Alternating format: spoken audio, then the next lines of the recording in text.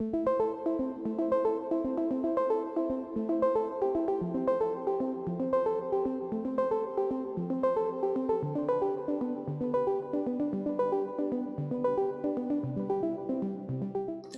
everybody, in this video we'll be discussing IGSNs or International Geo Sample Numbers. Now these are unique persistent alphanumeric codes that are attached to your sample, which ensure that your sample, for one, has a unique identifier that will last forever, but it also ensures that the platform has interoperability by using these unique persistent codes for any one sample. Creating an IGSN or minting an IGSN is free. And for more information on IGSNs and their purpose, you can head to the IGSN.org website. But for now, I'm just going to run through, first of all, what information is stored in an IGSN, but then also how to mint those easily on IGSN, on the AusGeochem, sorry. So the first thing to note is that it's an alphanumeric code. So the first two letters of the namespace AG represent AusGeochem as a minting agent. The second two letters represent my institution, the University of Melbourne. So these two letters would change for you as a user based on the institution that you're assigned to, and these remaining characters are assigned randomly based on the unique values available in our database. So you can view an IGSN in the My Data section. Again, just a reminder that the My Data section is available to data contributors. And for information on how to become a data contributor, you can look at our registration video. But you can also view IGSN information on the map view. So if I find the same sample on the map and go to sample data, we can see it there.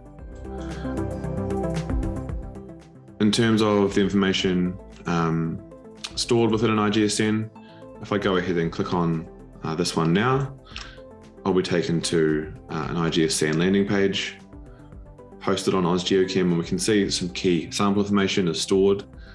Again, this is persistent, this information. It'll be around forever, and we can also have a QR code which we can download and print off and attach to our sample. As well as the sample information, we can also record where it's stored, the archive, as well as any publications associated with that sample.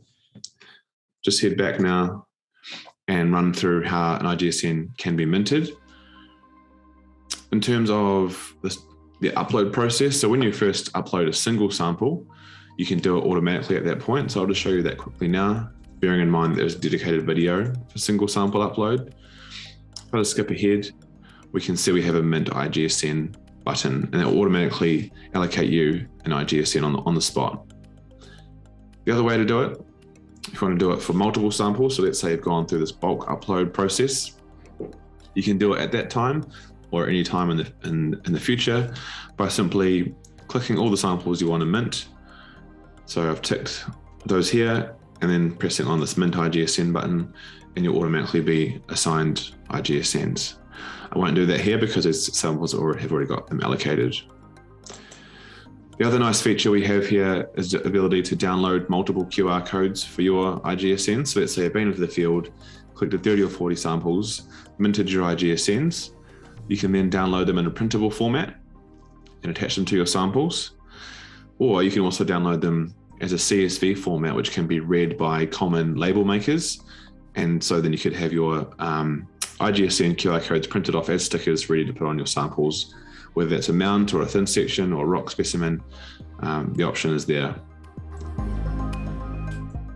So again, we encourage all users to upload their samples and mint IGSN simultaneously, but it can be minted at any time in the future. And again, this is a free service on AusGeochem. Thank you for watching.